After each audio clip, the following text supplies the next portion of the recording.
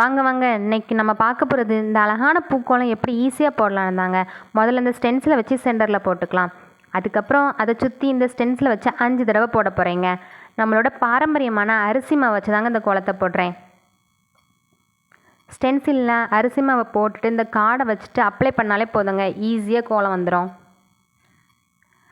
அதுக்கப்புறம் என்ன, நம்மளோட டெக்கரேஷன் தான். நம்மளோட டெக்கரேஷனை அங்கே எங்கன்ட்டு அப்படியே அள்ளி தெளிக்க வேண்டியது தாங்க.